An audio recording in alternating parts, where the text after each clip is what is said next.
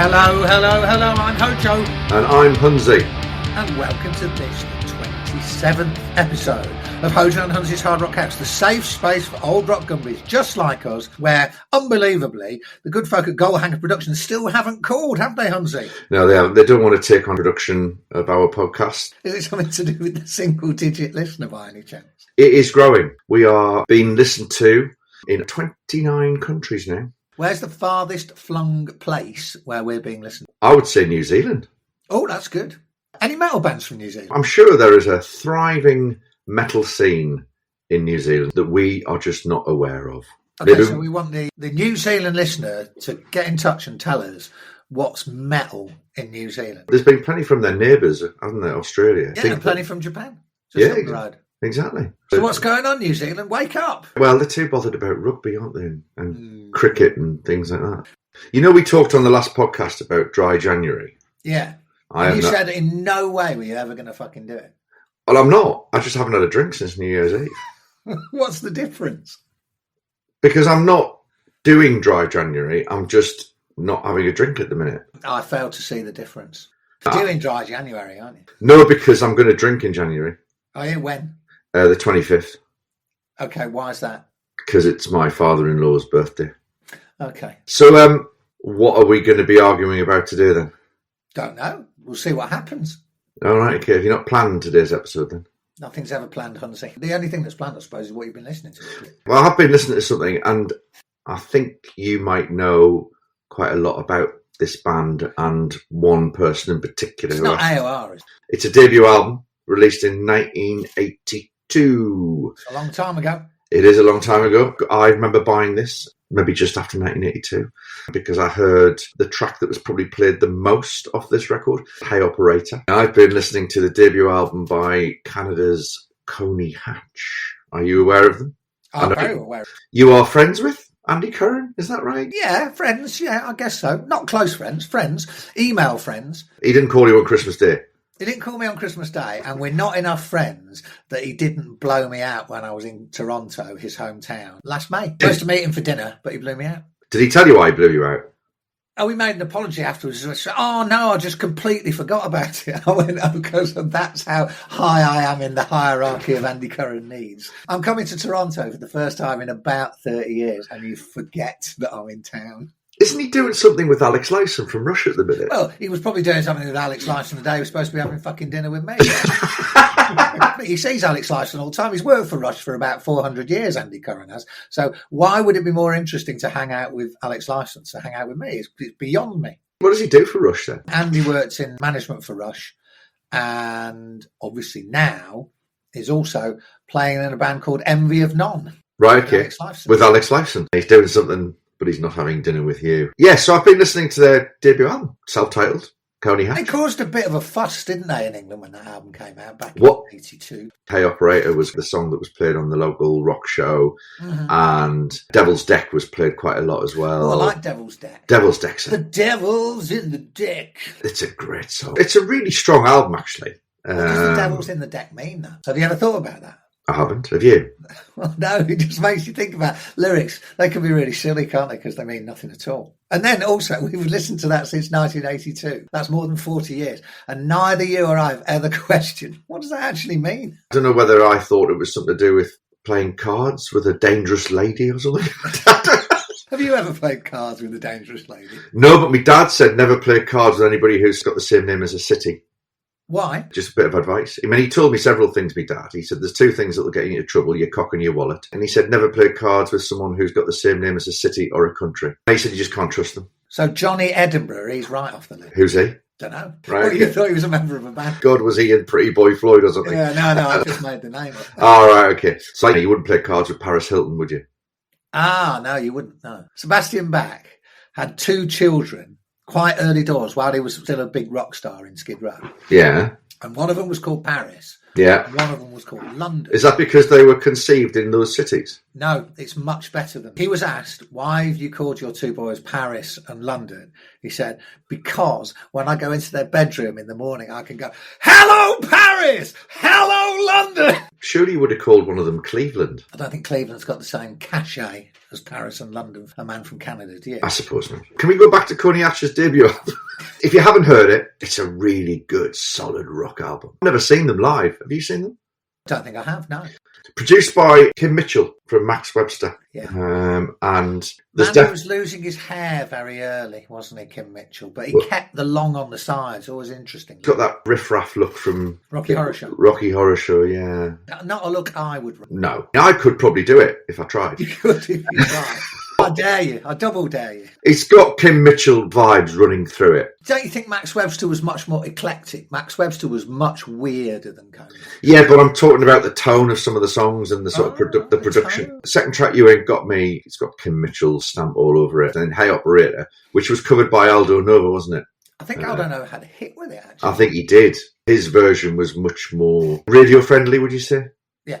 He added a bit of keyboards, a bit of schmerm. My favourite track on the album is Monkey Bars. It's a great That's track. got kind of a weird time signature. Yeah, I like that track as well. Yeah, it is a bit good. Different, wasn't it? Yeah. So what's your relationship with Andy Curran then?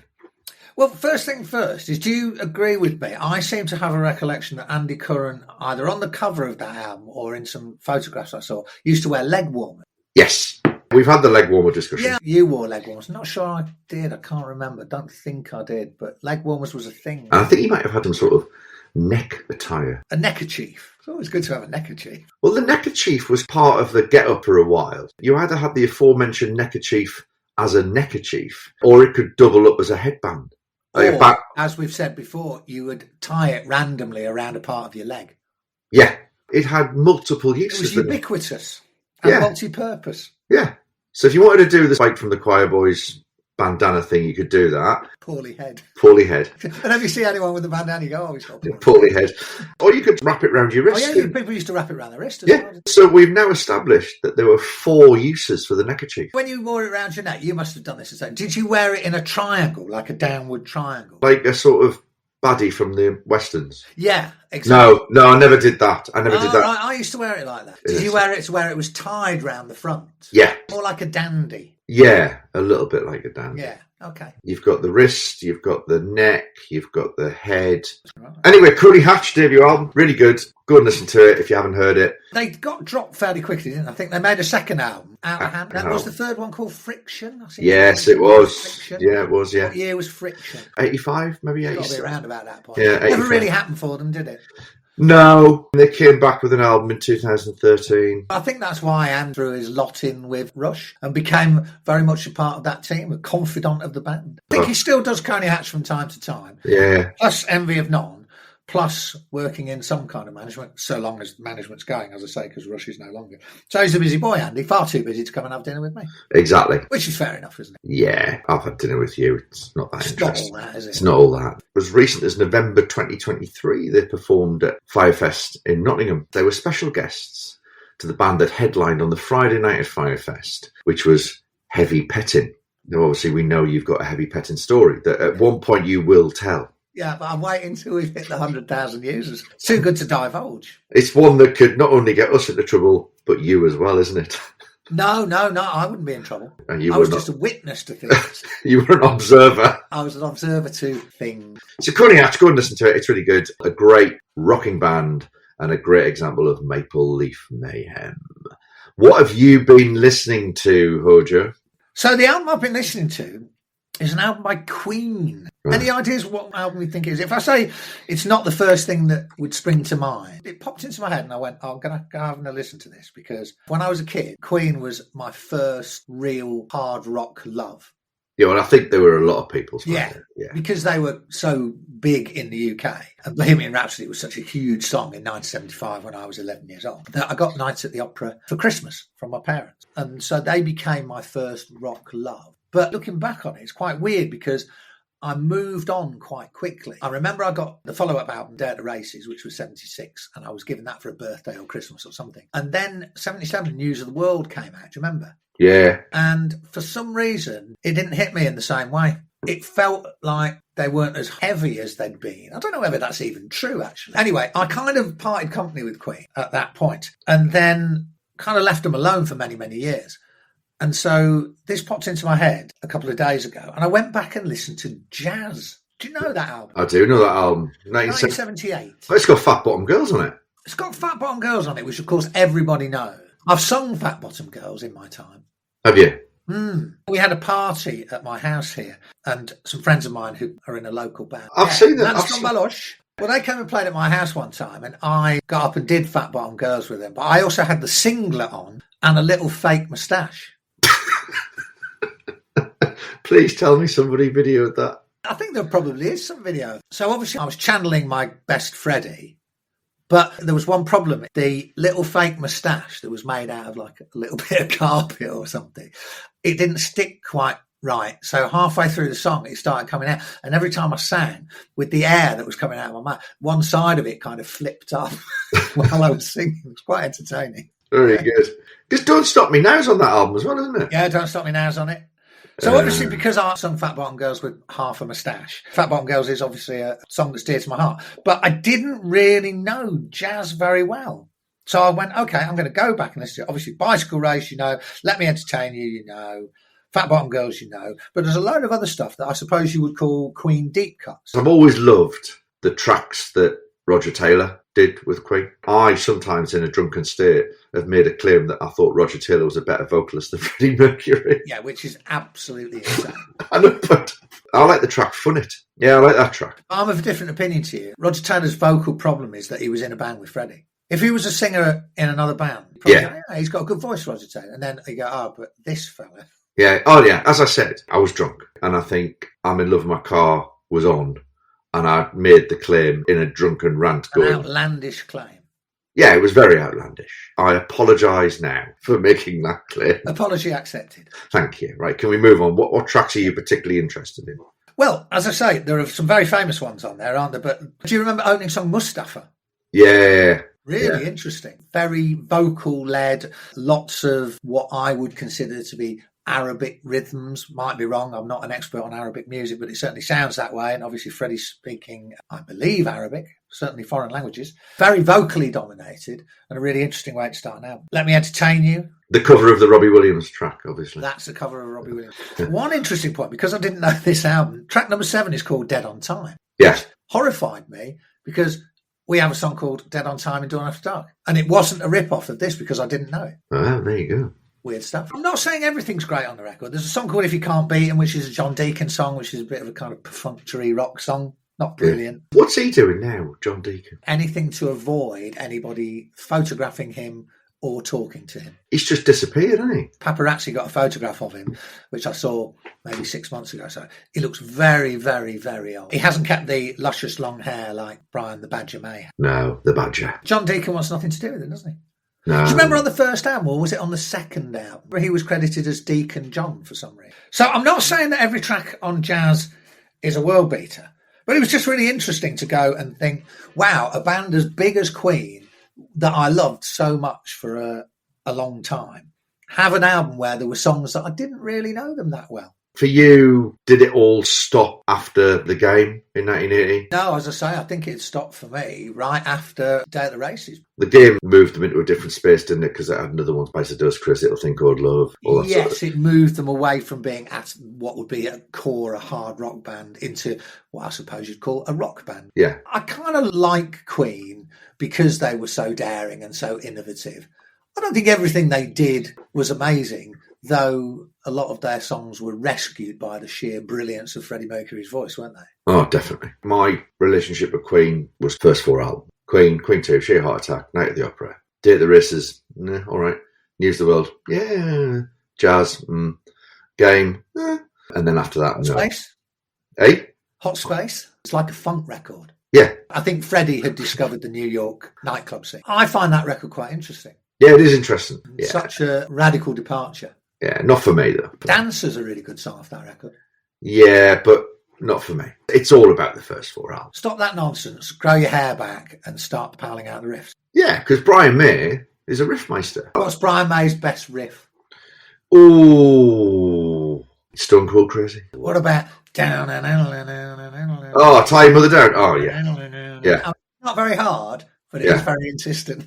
And also, that live album, Live Killers, I always put it it's definitely in the top 10 live albums. I think Queen don't get the respect they deserve from hard rock fans. No, I don't think they do. Nobody really bothers to go back. Queen and Queen 2 are just brilliant. Heavy rock albums, aren't they? Not so long ago, there was a big reissue of Queen 1, wasn't there? Did you listen to it? No. Yeah, I'm the editor of Rock Candy magazine. Nobody sends me a box of Queen. That was very sad. Roy Thomas Baker produced that first Queen album, Did he produce the first one? Yeah, Have you done Queen 2, Night at the Opera, Day of the Race? No, he did that one. So, Hunnsy, you know one other thing about Queen that I remember from when I was a kid? You wanted to try and grow your hair like Brian May. That would have been good, wouldn't it? To be fair, the perm was big then, wasn't it? I actually permed my hair a couple of times. Yeah, I had a perm as well at one point. But mine wasn't based on a love of Brian May. Mine was based on a love of Kevin Keegan. Ah, did you go to a proper professional establishment to get your hair permed? Yeah, I did.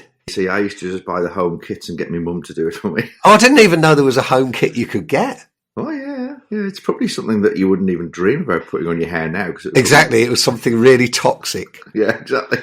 I wonder how it worked, though. What did it do to make your hair go curly? I don't know, but I did it a couple of times. I remember one time there was a real disaster because it came out really tight. That was the thing, wasn't it? The perm was so popular at the time. Yeah. You were desperate to have it. But the problem was the perm depended on having grown your hair out quite a lot. Because when you perm it, it gets tighter. And so if you haven't grown it quite long, it just looks like a little tiny thing on top of your head. My hair was quite long when I made this decision and the outcome wasn't very good.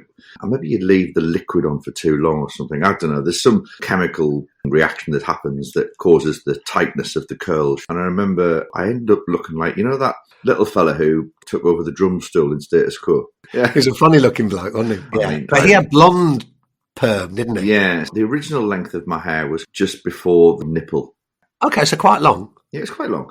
But because of this disaster that happened, it ended up being just on my collar. Oh, brilliant. I lost about 8 inches off the length. Yeah, you would.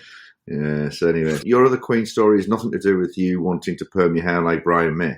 No, it wasn't, but I like the diversion of talking about perm. What I remember was being very proud when the Somebody to Love single came out. And it came in a picture sleeve, but it was a line drawing of the band on the front. Right. But on the back, just black outline on cream or white sleeve was that logo, which of course is one of the greatest logos ever, isn't it? The swan and the wings and all that intricate stuff. And I think it's got a Q in the middle, hasn't it? For me, if ever there's a logo that sums up the band or the brand, or that is the one, isn't it? Very pompous, grandiose, not worried about going, let's do understated. But then Freddie was never understated, was he? Screen printer's nightmare, that bloody logo. Yeah, I can imagine, yeah. So anyway, it was on the back of the Somebody to Love single. And I went, that would be so great on a badge.